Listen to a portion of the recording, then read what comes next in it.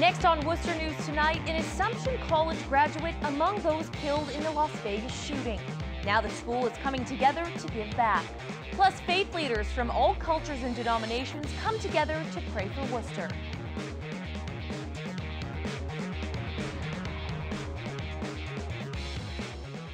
Good evening and thanks for joining us. I'm Anna Botari. We're following the latest developments on the worst mass shooting in U.S. history. Tonight, we hear from a Massachusetts state representative who believes automatic weapons do not belong in the hands of the public. Our Cam Jandro now joins us live with the details. Cam? Anna, State Representative John Mahoney has worked on several bills to help reduce gun violence. Today, in response to Sunday's shooting in Las Vegas, he spoke out against automatic weapons. In what is now the country's deadliest mass shooting, 59 were killed and hundreds were injured when the suspect used automatic weapons to shoot at a crowd at a country music festival. While illegal here in Massachusetts, Mahoney believes other states should ban the use of military-grade firearms. I just think that it's gone way past where it should be. There are no sporting reasons to have some of these weapons like this man in Las Vegas had. I don't see any real-world use for these. It's just stunning, you know, the killing capacity of these weapons. The National Rifle Association is yet to release a statement following the shooting in Las Vegas. Mahoney says banning automatic weapons is not an issue when it comes to Second Amendment rights. We've got to convince other people in the country that this isn't about taking away Second Amendment rights. It's about saying, you know, what weaponry is safe and sane, you know, and what stuff is should be in the hands of the military. Now, Mahoney says the best way to voice any opinions or concerns is to reach out to your local legislatures. We reached out to the NRA today, but we did not hear back. Anna? Thanks, Cam. Well, we're learning an Assumption College graduate was among the victims of the Las Vegas Massacre. 35-year-old Sandy Casey received her master's from Assumption in 2005. She was a Vermont native. Casey was at the country concert with her fiance on Sunday night when a gunman opened fire, killing more than 50 people. She lived in California, where she was a special education teacher. In a statement Tuesday, Assumption College president says Sandy truly embodied the Assumptionist spirit as an individual who is using her gifts to make a meaningful impact in this world. Well, a blood drive was held on Assumption's campus today, encouraging students to be, quote, light in the darkness of the world. The school says while their blood donations are unlikely to help victims in Las Vegas, their generosity will help someone in need locally. Our Brittany Schaefer has more on how students are giving back after the deadly Vegas shooting. Students I spoke to say giving blood takes a quick and easy 10 minutes, and with the Vegas tragedy and devastating hurricanes, they needed to do something. The American Red Cross of Massachusetts says hundreds of people are donating blood following the tragedy in Las Vegas. We get to see the good side of people after these types of events happen. There are almost always a lot of people that come out and they want to help, they want to do something. And I know there's been a big call for blood in Las Vegas, and even all the way across the country, people are responding to that. They're hearing that and coming out to donate. So we really appreciate it. It was the driving factor for many students who are part of Assumption College's first blood drive of the year. Obviously, with the hurricanes going on in Las Vegas and Puerto Rico, it's kind of my civic duty. My slight sting in my arm is nothing compared to what other people are going through in the world. I just saw the signs outside, and then, you know, the tragedy that happened in Las Vegas. It was just such a sad thing, so I felt that I could do my part to help. Among the 59 confirmed dead in Sunday's mass shooting is 2005 Assumption graduate student Sandy Casey. Junior Benjamin Alzamora says the campus is mourning. It's so sad, and I didn't know her. It doesn't take away from the fact that she didn't deserve the way she did, and it's just a truly sad thing. Organizers of the blood drive say the large turnout was more than expected and shows volumes about the Assumption community and uniting together. Right now there are so many things happening throughout the world. It's a very difficult time, but we're lucky because we have the opportunity to help all of these people. I just feel like truly proud of my school, and hope we can rally around and help Las Vegas out and all the people who need blood today. Now, the Red Cross says they've given a large amount of blood donations to Las Vegas. Therefore, any new donations will be used to restock their supply. Brittany Schaefer, Worcester News Tonight.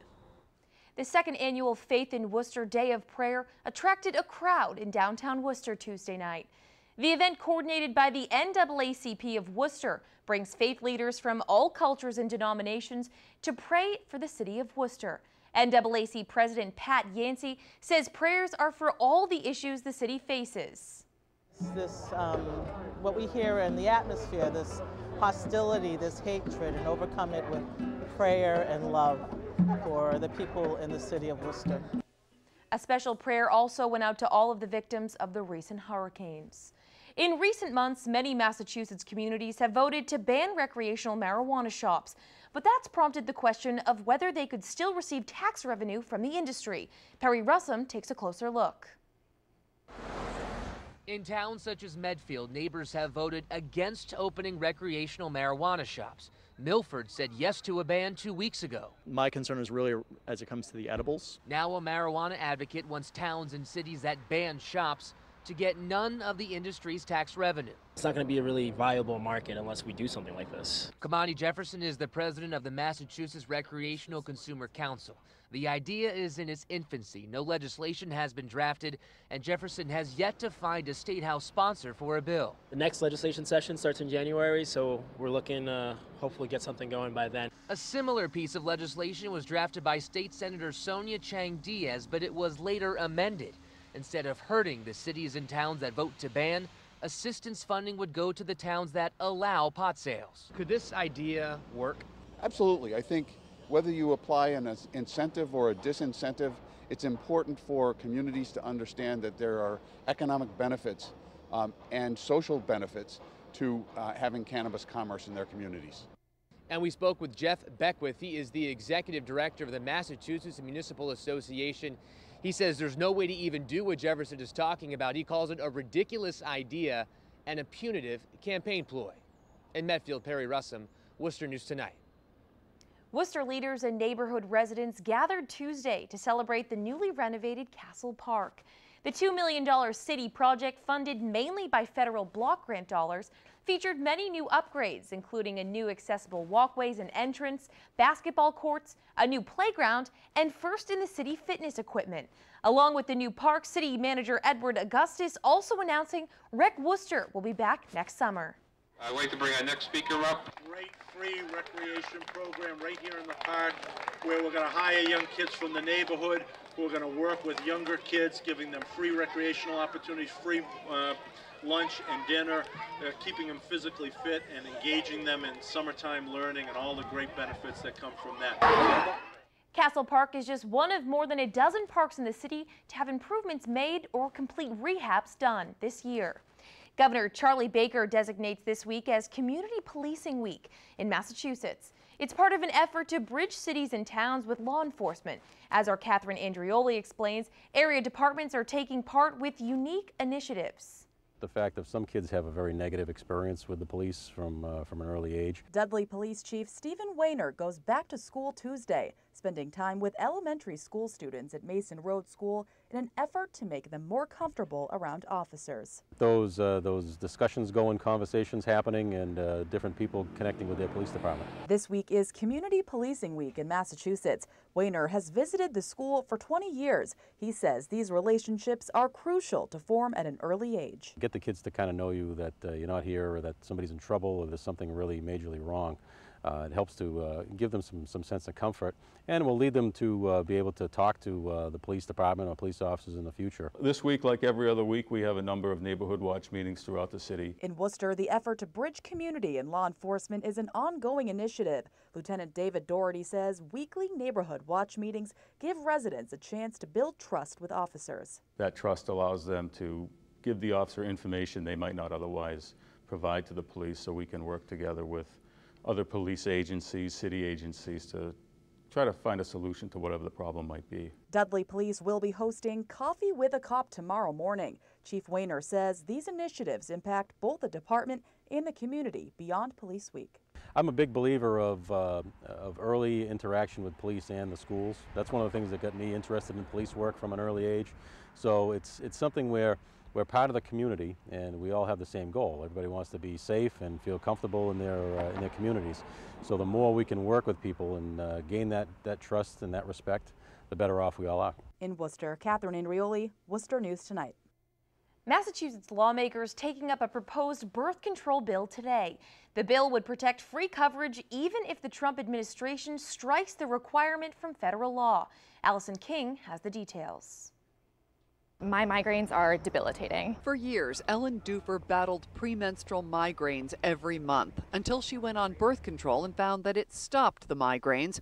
That was 2012, the year the contraceptive mandate went into effect. I couldn't afford birth control before that. I was an undergrad in college, no income. Now, with the Trump administration focused on repealing the Affordable Care Act, Dufer fears her free access to birth control may soon be taken away, and she is not alone. We have an opportunity to make Massachusetts a leader in the nation. A coalition of women's health advocates in the insurance industry gathered at the State House to support a bill that would protect free birth control in Massachusetts, even if the ACA is repealed. You can imagine for women who depend on contraceptive coverage and the benefits that are available in the Affordable Care Act, their fear that they're going to lose those protections, which are very real fears. The bill requires coverage for all FDA-approved contraception. It allows women to get 12 months of contraception at a time, and it would make the morning after emergency contraception pill as accessible as a flu shot. Women's health should never be a political football. Later, a legislative hearing where a wide range of people testified in favor of the bill. For women in particular, the ability to control if and when someone has a family is directly tied to their professional path and their financial health. For Worcester News Tonight, I'm Alice.